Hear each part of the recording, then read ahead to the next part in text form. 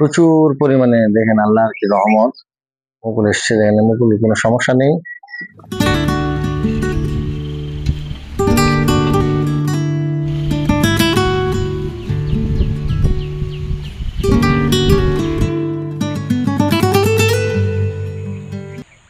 দর্শক আসসালামু আলাইকুম, বংশী এগ্রো চ্যানেলের পক্ষ থেকে আপনাদের স্বাগতম। আজকে আপনাদের আম গাছের মুকুলের যত্ন সম্পর্কে কিছু তথ্য শেয়ার করব। আমাদের আমের গাছে যখন প্রচুর পরিমাণে মুকুল চলে আসে তখন আসলে আমাদের আনন্দের সীমা থাকে না, কিন্তু এই সঠিক পরিচর্যা এবং যত্নের অভাবে এই মুকুলগুলো যখন ঝরে যায়, কালো হয়ে যায়, গাছে মাত্র হাতে গোনা কয়েকটি আম থাকে, তখন আসলে আমাদের মন খারাপ হয়ে যায় আর কি। আজকে আপনাদের এই আম গাছের মুকুলের যত্ন সম্পর্কে সঠিক তথ্য তুলে ধরবো, আপনারা সাথে থাকুন।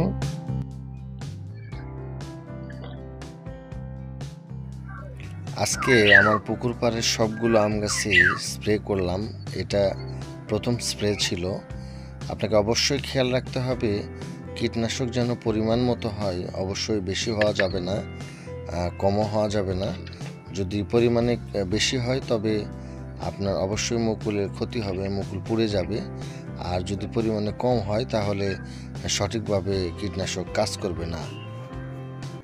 দর্শক দেখেন, এই পুরো আমের গাছটিতে অনেক মুকুল আসছে। তো এই যে দেখেন মুকুল, তো এই মুকুলগুলোর আপনি সঠিকভাবে যত্ন যদি না নিতে পারেন, পরিচর্যা না করতে পারেন, আপনি ভালো ফলন পাবেন না। তো সেই ক্ষেত্রে আপনাকে কিছু বিষয় মেনে চলতে হবে। তো আমের পরিচর্যা সম্পর্কে আজকে আপনাদের জানাবো আর কি। তো সেই ক্ষেত্রে প্রথম পয়েন্টটা হচ্ছে গাছে পানি দেওয়া। আপনারা অবশ্যই নিয়মিত গাছে পানি দিবেন এবং খেয়াল রাখবেন যে গাছের গোড়ায় যেন অতিরিক্ত পানি না হয়। অতিরিক্ত পানি হলে সেই ক্ষেত্রে গাছের মুকুলের ক্ষতি হতে পারে এবং গাছের ক্ষতি হতে পারে।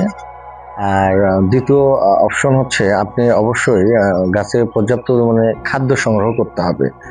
সেক্ষেত্রে আপনি গাছে খাদ্য সংগ্রহের ক্ষেত্রে আপনি নাইট্রেট, সালফার এবং জাতীয় খাদ্য গাছে পায় কিভাবে, সেই ব্যবস্থা আপনাকে করতে হবে। এবং আপনাকে অবশ্যই খেয়াল রাখতে হবে যে গাছে বিভিন্ন ধরনের আপনি মশা, মাছি এবং পোকার আক্রমণ হয় এই সময়ে। এই পোকা এবং বালাইনাশক সম্পর্কে আপনাদের বিস্তারিত জানাবো আর কি। দেখেন দর্শক, এই যে এই মুকুলটা দেখেন, একবারে নতুন টাটকা মুকুল, নতুন এসেছে। তো এগুলোতে মোটামুটি ভালো আম হবে যদি আপনারা যে দেখেন প্রচুর পরিমাণে, দেখেন আল্লাহর কি রহমত, মুকুল এসছে, দেখেন মুকুল কোনো সমস্যা নেই। আপনার সঠিক যত্ন করতে হবে। আজকে আমি আমার গাছের সবগুলো আম গাছে আমি স্প্রে করে দিচ্ছি। আমার এই পুকুরে মোটামুটি 115টি আম গাছ রয়েছে।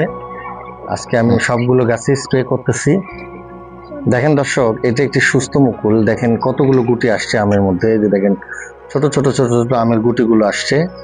তো এগুলো সবগুলো আম হবে যদি আল্লাহ রহম করে এবং সঠিক পরিচর্যা করা যায়। অনেক সুন্দর গুটি আসছে দেখেন। গাছের গুরুত্বপূর্ণ আরেকটি পরিচর্যা হলো গাছের পরাগায়ন। এই পরাগায়নের বিষয়টা অবশ্যই আপনাকে খেয়াল রাখতে হবে। এই বিভিন্ন কীট পতঙ্গ, মৌমাছি, প্রজাপতির মাধ্যমে এই পুরুষ ফুল এবং স্ত্রী ফুলের মধ্যে পরাগায়ন ঘটবে এবং আমের ফলন আসবে আর কি।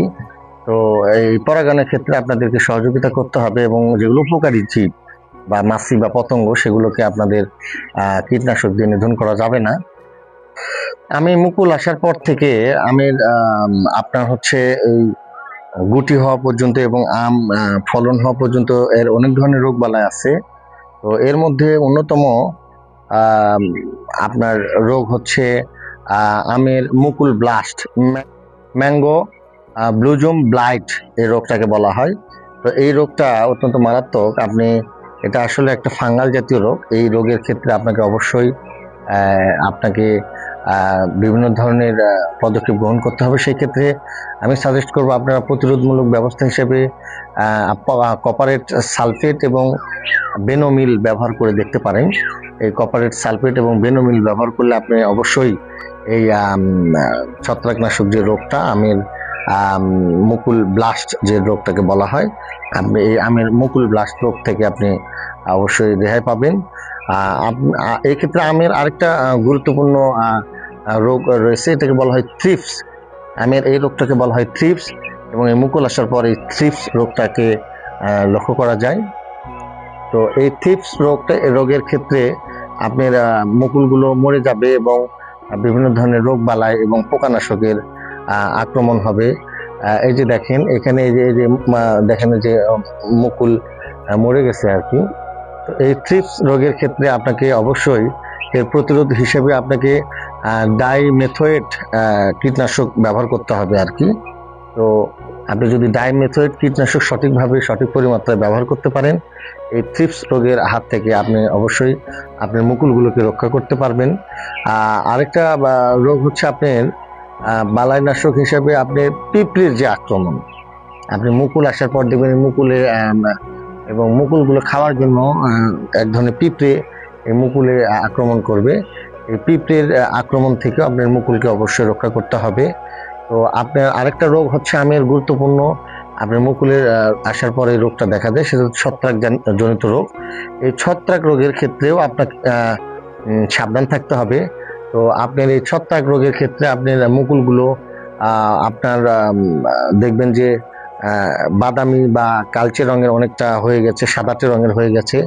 তো সেই ক্ষেত্রে আপনি এর প্রতিরোধমূলক ব্যবস্থা হিসেবে অবশ্যই আপনাকে বেনোমিল ব্যবহার করতে পারেন। তাছাড়াও বাজারে আপনি কীটনাশকের দোকানে গেলে অনেক ধরনের মেডিসিন এখন পাওয়া যায়, কীটনাশক পাওয়া যায়, তারা আপনাকে সাজেস্ট করবে।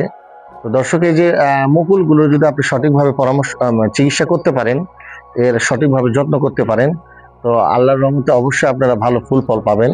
তো দেখেন এই যে মুকুলটা, এই যে মুকুলটাতে কত সুন্দর, হ্যাঁ এখনো সুস্থ, এই মুকুলের এখনো কোনো সমস্যা নেই।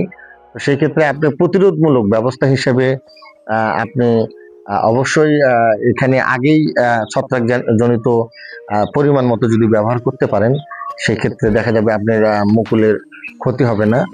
তো আসলে আপনার এই আমের মুকুল আসার পর আমরা বেশিরভাগ ক্ষেত্রে খুব আনন্দিত হই, খুশি হই, কিন্তু আমরা আসলে সঠিকভাবে যত্নটা করতে চাই না, যার ফলে পরিমিত ফলন আমরা পাই না। তো আপনারা জেনে থাকবেন যে এখন আসলে আমাদের প্রাকৃতিক ভারসাম্যটা অনেকটাই নষ্ট হওয়ার ফলে কোনো ফসলই আসলে আমরা শুধুমাত্র প্রাকৃতিকভাবে উৎপাদন করতে পারি না, সেক্ষেত্রে শতত ফলন আমরা পাবো না। আমাদের অবশ্যই কিছু কীটনাশক ব্যবহার করতে হবে এবং সেটা অবশ্যই কীটনাশক দেবার একটা সময় আছে এবং পরিমাণ মতো ব্যবহার করতে হবে। আপনাকে ব্যবহারটা সঠিকভাবে জানতে হবে, না হলে কীটনাশকের দোকান থেকে আপনাকে অবশ্যই জেনে নিতে হবে। আবার যদি অতিরিক্ত পরিমাণে কীটনাশক আপনি ব্যবহার করেন, সেই ক্ষেত্রে আবার আমের অবশ্যই ক্ষতি হতে পারে, এদিকেও আপনাকে খেয়াল রাখতে হবে। তো দর্শক, আজকে আপনাদের আম গাছের এই পরিচর্যা সম্পর্কে কিছু গুরুত্বপূর্ণ টিপস বা পরামর্শ তুলে ধরার চেষ্টা করেছি। আপনারা আপনাদের আম বাগানের এবং ছাদ বাগানে এবং বাড়ির আশেপাশে যে আম গাছগুলো রয়েছে, আপনারা যেহেতু এখনো মুকুলে গুটি আসছে এবং অনেক ক্ষেত্রে হয়তো দেখা যাচ্ছে যে এই মুকুলটাতে দেখেন এখন পর্যন্ত গুটি আসে নাই, নতুন মুকুল বের হয়েছে। তো সেই ক্ষেত্রে আপনি এখনই যদি প্রতিরোধমূলক ব্যবস্থা গ্রহণ করতে পারেন, ইনশাআল্লাহ আপনি অনেক ভালো ফলাফল পাবেন। দর্শক, আজ এ পর্যন্তই। ভিডিওটি যদি আপনাদের ভালো লেগে থাকে, আমাদের বংশী এগ্রো চ্যানেলটি সাবস্ক্রাইব করে দিবেন, পাশে থাকবেন। ধন্যবাদ সবাইকে। আসসালামু আলাইকুম।